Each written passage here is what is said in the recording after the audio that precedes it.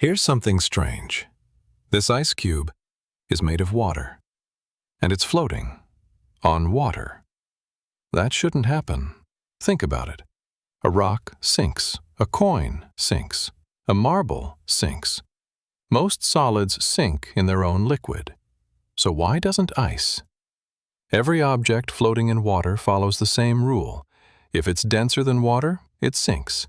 If it's less dense, it floats. Simple. So here's the mystery. Ice is solid. Most materials become denser when they freeze. Iron does, gold does, wax does. As their atoms slow down, they usually pack closer together. Water does the exact opposite. And that tiny exception changes our planet. Let's shrink ourselves, about 10 million times. Welcome inside a drop of water. Everything here is moving. Water molecules never stop. They're bumping into one another, sliding past each other, constantly changing places, like people weaving through a crowded train station. They're close together, but they're never standing still. Now let's make it colder. The molecules begin to slow down. Less bumping, less rushing. Something new starts happening. The molecules begin reaching for one another, not randomly, very specifically. They connect using tiny attractive forces called hydrogen bonds. Don't worry about the name. What's important is what these bonds make the molecules do. Imagine everyone in a crowded room suddenly stretches out both arms and holds hands. Could they still stand as close together? Of course not. The room suddenly needs more space. That's almost exactly what happens to water. Instead of squeezing tighter, the molecules lock themselves into a beautiful six-sided pattern, a hexagon, then another, then another. Tiny empty spaces appear between them. Those gaps are the whole story. The amount of water hasn't changed, its weight hasn't changed, but now it occupies more space, about 9% more. The same amount of water now takes up a bigger volume, and that means it's less dense. Anything less dense than water floats. Mystery solved.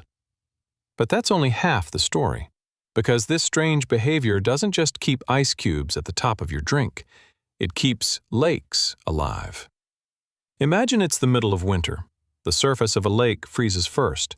That floating layer of ice becomes a blanket. It slows down the loss of heat from the water below. Underneath, the water stays liquid. Fish keep swimming. Plants keep growing. Life goes on. If ice sank instead, new ice would keep forming at the surface, then sink, making room for even more ice. Many lakes in cold regions could freeze almost solid every winter. Here's another surprise.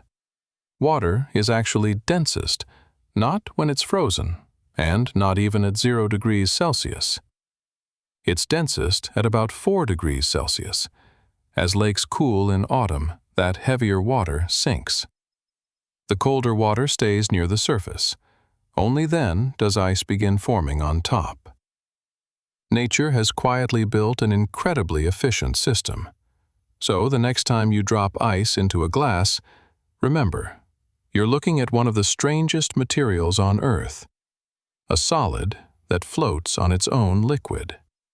Not because it's lighter, but because freezing forces water molecules to leave just enough empty space to make all the difference.